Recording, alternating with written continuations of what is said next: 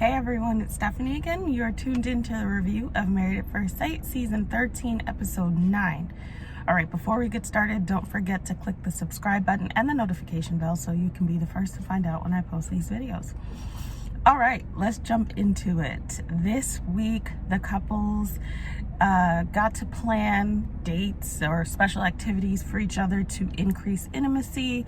The experts dropped off a list of questions that they can ask to kind of help foster that dialogue and just create like more depth in their relationships, especially around intimacy, what they could do to each other for a deeper relationship, what they're looking for, etc. So I love the questions. I actually have a card game called Sip and Share, a fun way to be nosy, and it's a conversation starter card game, which if you guys have been here a while, you already know that I have this card game, but I will be bringing it back within the next, I wouldn't say month and a half. So I love the questions because I feel like there's a lot of conversations that just would not happen had they not been in an environment to sit and read these questions. And usually things come from the questions and conversation comes. So I really enjoyed that. But let's get to it. Let's just jump into it. Okay, I'm gonna do what I did last week, and I'm gonna start with one of our hotter couples in terms of like lots of people have stuff to say. So let's kick it off with Michaela and Zach. So Michaela and Zach, listen, I don't think that they're going to last. Okay, they seemingly like made up during this episode, but it's like a band-aid over like a bullet wound. I will say that the conversation that they had together when he said that she texted him and said text is preferable and all of that, that conversation could have gone left. That conversation could have really became another reflection of their lack of the ability to communicate well, but I think they handled that conversation pretty well based on what we've seen from them. What bothers me about their dynamic is that I don't feel like Michaela takes any real accountability. Like, she'll say it, but her actions don't really reflect that. I feel like Zach, if Michaela was trying as much as Zach would be trying or is trying, they would do better and she would be better. But Michaela really, it's the audacity for me, because Michaela sits with this air of like arrogance, well, I don't know if this, like we see Zach genuinely trying, Zach being, really stressed about this dynamic, probably one, because it's not one that he's accustomed to or one that he wants, and two, he's experienced it. So it's like, oh, okay, red flag. I definitely don't want to be around this. I definitely don't want to do this again. And it makes him wildly uncomfortable, which is why he didn't even want to stay in the apartment. I saw a lot of comments, thin line between love and hate if she was abusive. We don't know all of that. We're like inferring, well, you guys, some of y'all are inferring based on what you're seeing. If it's a safety issue, for sure, no one should stay. No man or woman should stay. But I just think he just didn't want to be around it. And that's fine. But I think that he's still trying more than she is, and she is the greater offender. So it bothered me when he said, do you think we'll get back to where we are or where we were? First of all, where were y'all? It's week 3. You guys were like, quarantined from each other like 5 minutes into the marriage, and it's week 3. So where were you guys? But whatever. He's trying, and he wants to see that she wants to do better, like genuinely, and get back to the place that the very few days that they had that was just like light. And she's like, well, I don't know if this, almost like he has to prove to her, girl, have you seen yourself? It bothers me, and it shows me that the coddling that she's received is something that will continue to play a role. Not that I'm surprised, but if we circle back to her siblings, her sisters talking about, well, she's the baby and we've always like protected her and always kind of like, they didn't say coddle, but I'm gonna say it, probably coddled her, and here we want to make sure that we're giving her to someone who is going to, you know, take care of her. And well, that's Hurricane K. It's like, here it's showing up, and guess what? Like, you guys don't have the option of loving it or leaving it. I mean, you could, but you don't. Your family, you're her sisters, you're just gonna deal with, okay, that's her, whatever. Her husband has the option to love it or leave it. If it's not in alignment with the type of like life that he wants, or dynamic that he wants, or relationship that he wants to show to future children. So it bothers me. She still doesn't get it. And I just wish I could say, no, you need to take it down a peg. Like, you need to prove to him that you're someone who, you know, could create a dynamic that would be a relationship that he'd want to be a part of. Because, you know, Zach has little things to work on, like maybe just being a little more vocal. And like, for me, I wanted him to like set the boundary a little bit stronger, because I feel like she has the upper hand still, even though he has, you know, he's visibly frustrated, and he has said clearly, this is not something I want to be a part of. And I'm glad that he's saying it. I just wanted him to like just really hone in it a little bit more, because she's in this place of like, you know, well, we'll see if you can show me. No. Even her response when he says, what do you need? And she said, well, just talk to me. I think the disconnect with him talking to you is that you go from 0 to 100. So he's like walking around in a field of grenades. Listen, I wouldn't even want to just, okay, well, let me walk slower in the field. I'd be like, I don't want to be in this field anymore, because you don't know. And if it gets too much, then you just don't want to be in it. So I just didn't, you know, they did all right. It was like, I want to say it was cute to see that. No, it wasn't cute, you know, because I don't really believe that it's going to last, because I don't feel like things have really been fixed, and they're not going to be fixed like overnight. But I just don't feel like there was an aha moment or a light bulb moment where it's like, whoa, I really need to. It's just like, yeah, these are things I need to work on, and, you know, whatever. So yes, they even they're getting along throughout the rest of the episode, them cooking. Like, I was holding my breath. I was like, oh my God, if he makes another comment about her seasoning, is she gonna just light this place on fire? You know, because you just never know. When they had dinner and they had the questions when they went out, even their body language, they're sitting next to each other. She says something funny, or he says something funny, I don't recall, and she like punches him on the arm, and he punches her. It's like two bros sitting there. Like, the dynamic is weird. You know, they burned fast. They burned like explosively fast, and it was a very quick high and a very quick low. And right now they're trying to find their footing, but all of this work to try to get back to something will be undone immediately if they don't. And really, I'm going to put a lot of the responsibility on her to really like have a moment of self-awareness where she could say, okay, this is really something that I have to work on. Doesn't mean that he doesn't have stuff to work on, but right now, spotlight's on Michaela. So while it was a decent episode for them, you know, the beginning wasn't that great because she had kind of just said Texas, even stuff like that. It's all like very manipulative, very like controlling, where he's trying to talk to her about how he feels about something, and she's frustrated, so she says Texas preferable. It's a real slap in the face. And there's going to be so many difficult conversations to have in a relationship and a marriage. If you can't handle these, then you just can't handle anything. And so these are the things that I'm looking at where I'm like, okay, you know, I still don't have much hope for them.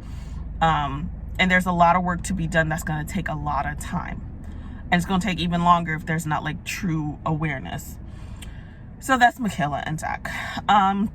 Next we have Rachel and Jose. So they did their little cute activities. Oh, also this week they did a barbecue at Jose's house, which I thought was fun.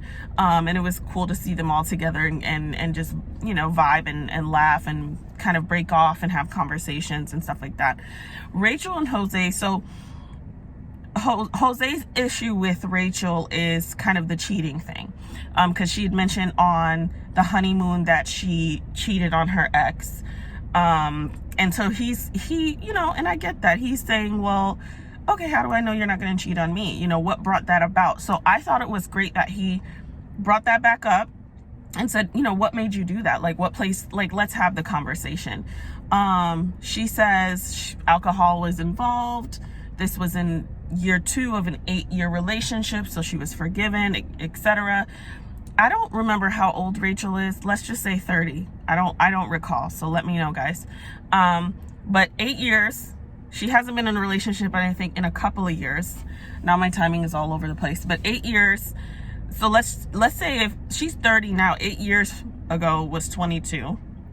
So bring that back just a couple of years, because she hasn't been in a relationship, and it was in year 2 of that relationship. So I feel like on top of alcohol being like the main component, maybe immaturity. You know, we're thinking about somebody, and not to excuse it, because it's wrong when you're 18 versus when you're 28, when you're 38, but it sounds very immature, very flighty, very whatever the whole situation was.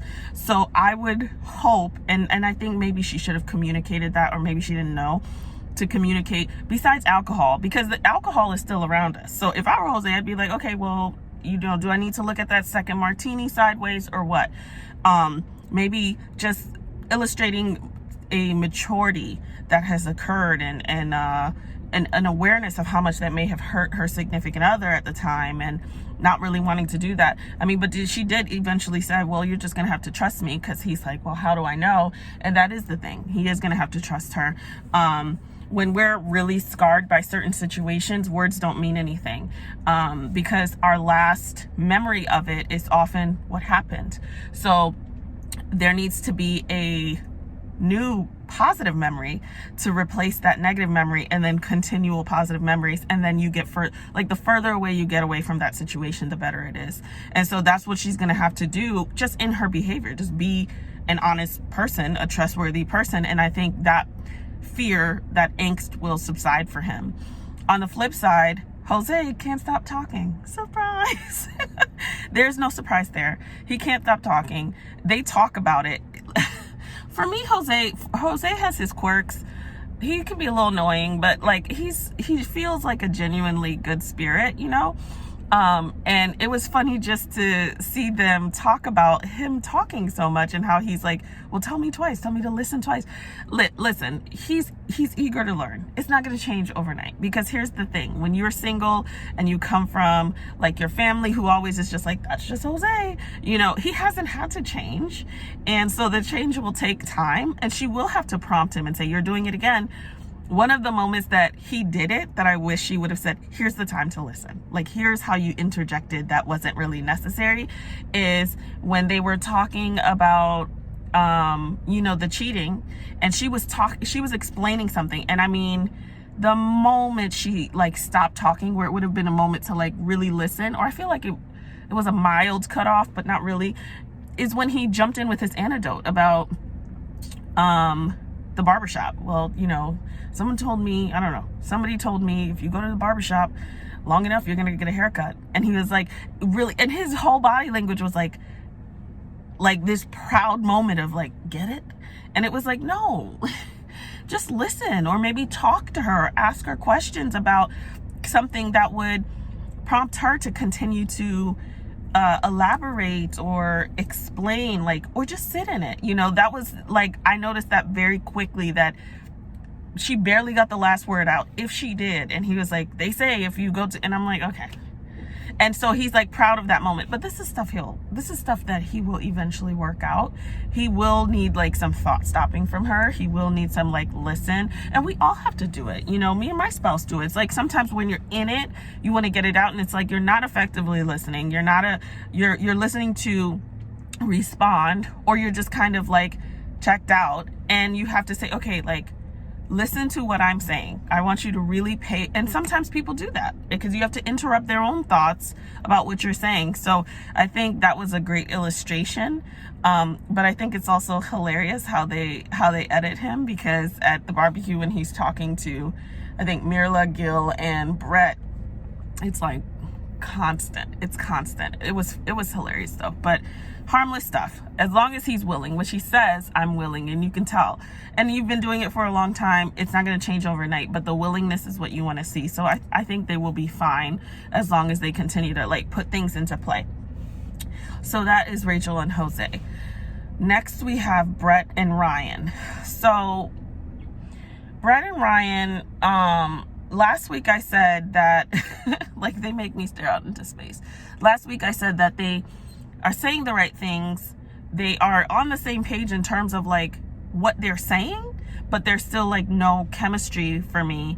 And so it's like, well, you know, we'll see. If something changes, they could make it work.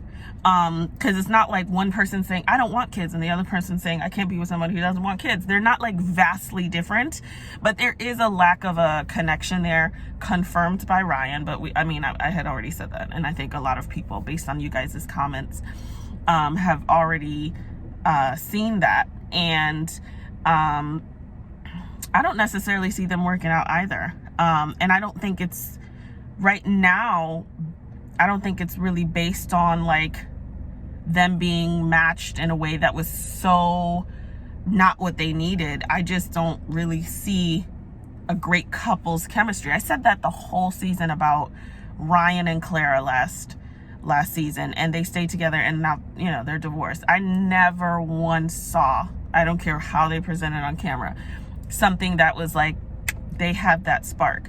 And I don't see that for Brett and Ryan. I mean, I've never really seen that, but they both are trying. They both are trying, but I don't necessarily see them working out. The fact that she doesn't really know, it was really sweet how they played Jenga, and every time he pulled out, you know, one of the bars, he had to read something sweet that she wrote. It was really sweet that she did that. He couldn't really even reciprocate that, because he's just missing something. Here's the thing though, with everyone else, he has had a spark in his life or fallen in love so quickly. There's a reason why he's also here on this show. So that, to me, you know, when people fall in love all the time, that's like a red flag for me. You can't fall in love all the time. You're falling in lust, you're falling in like a lot, but you're not falling in true love all the time. And so clearly, despite there being a lack of chemistry here, a lack of spark, it doesn't mean that what you were doing before was the right thing, and then this doesn't have that, because you also didn't get to this point. So there has to be a happy medium. And yeah, you want a genuine like connection with someone. Sometimes it happens over time. There are a lot of people who are married to people that they were like, at first when I saw that person, and no, absolutely not. Will this be one of those situations where it can grow into something? I will never say no, but I'm not seeing that right now. They just seem like nice people, and they both want similar things, and it may not be with each other. And when you're missing the initial spark, it really puts the brakes on the desire to find anything else or put more effort or really like commit to the process. I think they're committed to the process by, I don't want to say going through the motions. I think they genuinely want to hope that something happens, but I don't know. When you're already not attracted to something. If it were me and I was just like, I'm not feeling that spark, I'd be less inclined to like really put my best foot forward here. I'd probably be thinking about how to get out of here.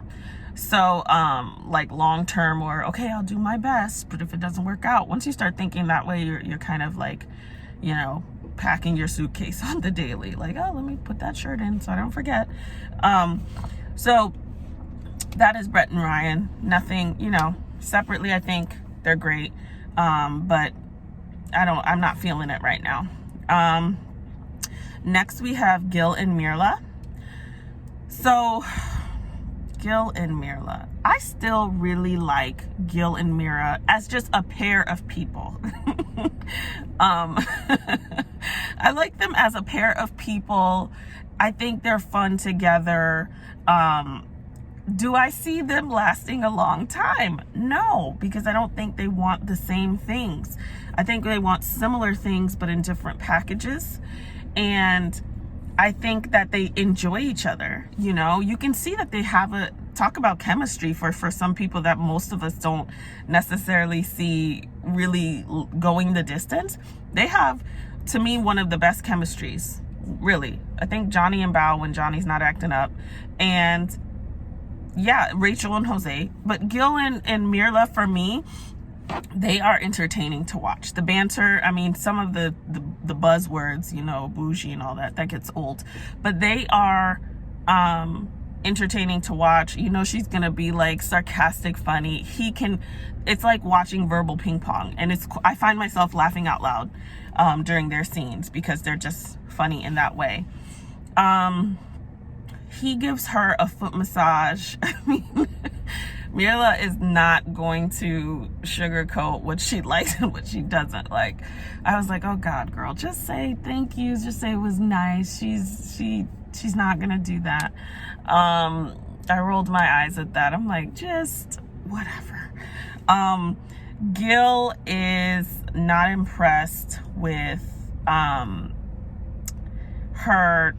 I guess they went somewhere that they usually go for brunch, but they went somewhere for dinner that she really wanted to go to. And here's where we see, like, I mean, we've seen disconnects from the two of them, and they bring up the whole, you know, no physical thing yet at the barbecue, but you see them still physically connected, and she looks very comfortable with that. She looks very comfortable. I think for either guy or girl, just let it happen. It's annoying either way to just keep hearing about it, because I see a lot of people say if it was a guy, he should. It's annoying for both sides to have to constantly keep talking about it if it hasn't happened, because that is not attractive. So that's my blanket statement on that. It oftentimes in this series ends up being the woman, but if it was a guy too, that is not attractive. It just is. It doesn't, because I remember many seasons ago, Luke, and I forgot what her name was. He would not kiss her, and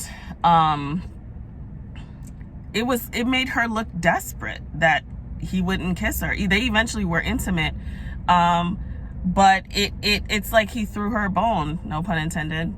He threw her a bone, and it still was like, ugh, if it has to be. And the issue with that, now I'm jumping all over the place, is that he knew he wasn't attracted to her and knew that he really didn't like her, but just kind of was like, we'll see. If you're unsure, then don't do that, because that has like a malicious context, but it still made her look desperate. So I say that across the board.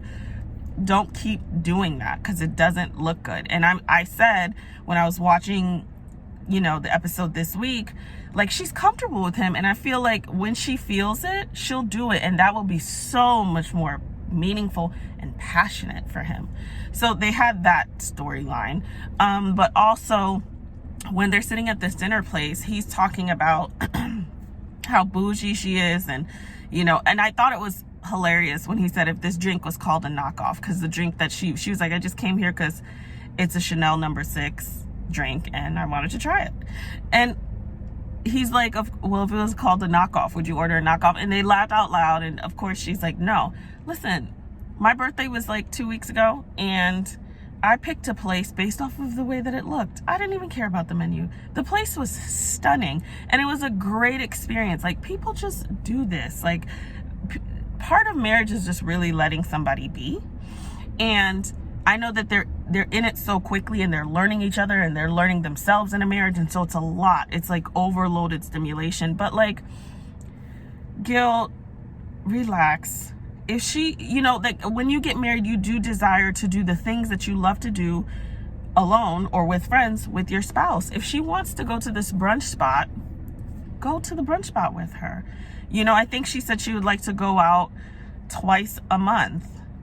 You guys have no kids yet, you know. Twice a month, every 2 weeks we do brunch. Like, why is that a big deal? And me and my husband looked up the menu because we just can't help ourselves. It's nothing that's astronomically priced. Nothing. That drink, that Chanel No. 6 drink, was $13, or No. 5, whatever. It was $13. Like, Gil, you know, that's why I'm saying they're just not going to work out. Because in that moment, I was thinking, he's telling her, I don't want to keep doing this, or this is not my style. But it's really an average place. It's just a nice restaurant, and it's not overly priced. And my thing is, like, they need to let each other be. Like, he keeps making jabs, but the thing is, he just doesn't like that she likes a particular thing. He wants her to be like him, and she wants him, I don't know, yeah, she would prefer someone who's closer aligned to what she wants, and they just aren't gonna do well together. If they met and they had a genuine connection in real life and they just found that they loved each other but they like different things, it could totally work, because that's where love languages come into play. You get what you desire in terms of the love language. So if for Gil, his love language is staying home and cooking and all that, well then, if it's their date night, for example, my husband and I, we do two date nights a month. Recently is what we put into play, because we have a almost 15-month-old. So we're like, okay, let's plan this, because like that way we can kind of plan around the baby. One date night he plans, the other date night I plan. Sometimes it's like the thing that we want to do that we bring each other along, and then sometimes it's the thing that we know the other person loves. Let me think of him and let me do what he would love and cater to that, and vice versa, and everybody's happy. And that, in the end, once upon a time, the end. Like, if they really wanted to work out, and so this is beyond Gil and Mirla at this point, because there's couples who are very similar watching this, and there's this tug of war here where it's like, do my thing. No, like when it's time to do my thing, or we can do my thing together and enjoy that, because the experience is about us together. And then sometimes we can do your thing and enjoy that, and it's the experience about us together. Not necessarily you need to be on board with my thing, and we can't do this all the time, which twice a month is not all the time. When they have a baby, that will go down, okay? And vice versa. So it just irritated me. And the LOL moment for me was when he says all of that, and Mirla is like, I still want you to go to brunch. She does not give a flying kite, okay? She does not care, and that's why it's not gonna work out, because she's not, and she's inflexible. So she should have never done this, because in real life, meeting someone who is more aligned with what she wants, she will have to be flexible, because that's just life and that's relationships, but it would be smoother than this. But she's just not going to budge. And you know, the shopping and the finances, that's very different. But like, just if someone doesn't want to come to brunch with me and makes it a big deal, I probably wouldn't. Okay, well, this is not gonna work out, because it's like we don't like the same things, and that's okay. So that's Mirla and Gil. They seem like nice people who are not, you know, even though Mirla's icy, you know, and inflexible, that doesn't make her not nice.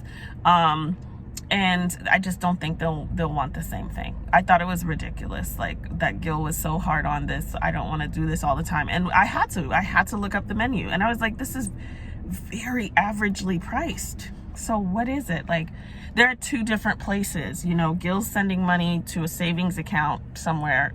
You know, jury's still out on what that even meant. It's over here somewhere. I mean, I can figure that out, but like, it's just, they're not at the same place. So that's Mirla and Gil, but I will continue to watch them because they are entertaining to me. And who knows, there might be a little spark there. It'll fizzle out. It won't ignite into a flame, I don't see. But you know, that's Mirla and Gil. Last but not least, we have Johnny and Bao. Okay, Johnny is a problem. I really like Johnny and Bao together when he's not acting up. And yes, Bao can be overly analytical or whatnot, but like I said last week, Bao is a gift to Johnny. She is incredibly mature, and she is committed, and she is steadfast, and she is what he needs. May not be fair to her, but she is what he needs, the type of person that he is, because she is going to be the anchor in their relationship while he is learning to deal with not running away.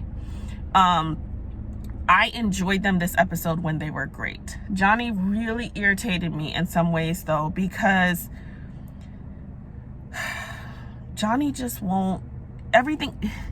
Okay, Johnny gets upset very quickly. They're trying to have a conversation over a nice dinner she makes. He gets upset very quickly. Johnny says he wants someone to ask him questions, but then when she kind of asks questions, and it's like she's a drag. She is focusing on the negative. We just can't have a good time. Johnny's like a child in relationships, because he's never been able to maintain one, and even telling her stuff like, so dropping the bomb on her and saying, oh, I want to go to sleep, we'll talk about it tomorrow. Selfish. You know, saying, like, getting excited about the housewarming when they've had this huge thing. He's just like a kid in a candy store sometimes, getting excited about like the fun stuff but not really wanting to deal with the hard stuff. Saying, you know, there's times he'd want to run away. Well, those are hard. I'm so glad that she popped off on him at the dinner table. Though it's not just about you, Johnny. Those are hard for me to take in, even though I want them and I appreciate you being direct and honest. But those are hard things for me to take in. And it's just like you like to be direct, it's important for me to be able to say how I feel. And he gets frustrated because he's like, just ask me. She's just, you're telling me how I feel. No, Johnny, she is going based on what she's experienced. All that she says and how she feels is based on what she's experienced. That you get deflated very quickly. She can see the angst, that you shut down, that you say several times that you would have been out at this point, that you take 2 days off of your marriage when you've been married for 4 days before that. Like, stop. She's not telling you what you feel. She's telling you what she's seen and has experienced. Be accountable. This is when somebody, a third party, can jump in there and say, no, this is what it is, because he still is not getting it. Another example of learning to let your partner just be and not control them and not be frustrated is when she sets up this cute little bar date for him where she has all his favorite stuff and they play a game. He sets up this like like paint and sip thing for her, because of the whole museum thing. If you've watched the episode, you know what I'm talking about. It's cute. She's like very analytical about this painting. And he just is like, here she goes, being analytical, messing up the night. Just let her live. You don't care. Like, that's what makes you guys a good balance, because where you drop the ball, Mr. Fun Guy, she's going to pick it up. And where she can need to like chill out a little bit, which she did towards the end and they had a good time, you'll be able to help her like pull back. But he's wrapped up in her experience. And here's the thing, he's not seeing that even in her angst of like trying to get this picture perfect, she's enjoying herself. She's taking it seriously. And it's important to her, you know? I was just like, just let her live. Just let her be. Why does that bother you? And then towards the end, they like hugged and had a good night and she enjoyed it. It's like, that's another example of like, you don't have to take on your spouse's quirks. Like, I tend to be a lot more regimented than my husband. And when I get upset about things that's not in a particular way, like if I walk in and things are in disarray, like that really gets you, girl, you guys. He doesn't care. And he doesn't get upset that I'm upset. He's like, well, I know that triggers her. He either will like straighten things up. He'll straighten things up, but he won't get upset about it, because he does not get upset about it. He lets me, and he's not like, you shouldn't be upset about this. He lets me do me, because he knows that that's just like, I need things in order. And then I'm fine. So same thing with Bao. Like, her like concentration on this picture is just demonstrating her importance about it. Like, I love what we're doing. It's important to me. And that's how she shows up. And he can't like make her feel, or shouldn't make her feel, that she's ruining the night or whatever. Like, have a beer over there. If she's still mixing watercolors over there, have a beer, have a glass of Prosecco, chill out, let her do her. You created this space for her, and now you're judging how she moves about it. And it's not like she's irritating you. She's focused on her picture. Johnny, stop. With that being said, I really enjoyed Johnny and Bao. I enjoyed them this episode when they were good, because when they were good, they were great. They consummated their marriage, and it was genuine, because, you know, a couple episodes back, he was saying he was struggling to kind of see her in a more sexual, more adult way, because she does this like baby voice, yada, yada. Well, he saw her, okay? And they both, I love that they both really confirmed such joy in their experience together, and like excitement to do it again, you know? And like it showed a different dynamic. Their body language was different. They were more comfortable, more relaxed, more playful, more connected. And that's a great example of how when you do it at the right time, and people are free to be, y'all, but for them, it was great to see them kind of transition to this next stage of their relationship so genuinely, so organically, and that brought them together closely. I think that they have a great opportunity to like really have a great relationship based on what I'm seeing and based on some of the ways that they match. I don't know if they will, but I really enjoy seeing them when they're great. And he confirms, she's a lot of what I asked for. But a lot, you know, like I said, everyone has someone whoever's with someone where there's something that doesn't necessarily coincide, but they have the fundamentals, they have the non-negotiables, and a lot of other things that you may have on your list, and they have things that you may have not had on your list but that you need, and that's really important too. So I think Johnny and Bao they're doing great when they're great, and I think they have great potential. Quickly about the list, they produced Zach like his list was such a problem list. It's not a problem list. Like, he, you know, the way that they curated that moment, he was like honest, attractive. Like, okay, everybody wants to be attracted to the person that they want. Honest, trustworthy, loyal, able to be, you know, around different people. Like, that stuff is pretty like normal. Like, it seems like a lot, but I was like, that stuff is not that big of a deal, and it's not asking for too much, you know.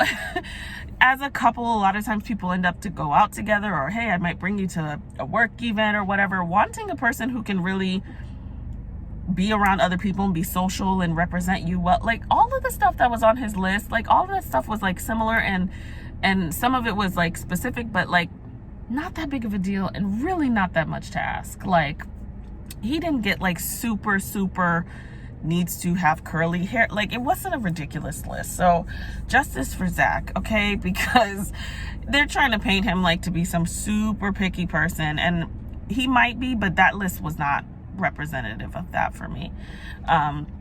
So yeah, so that's my rant for this week. I hope you guys enjoyed. As always, don't forget to let me know what you thought, as well as subscribing and sharing, and I will see you guys next week. Everyone have a wonderful weekend.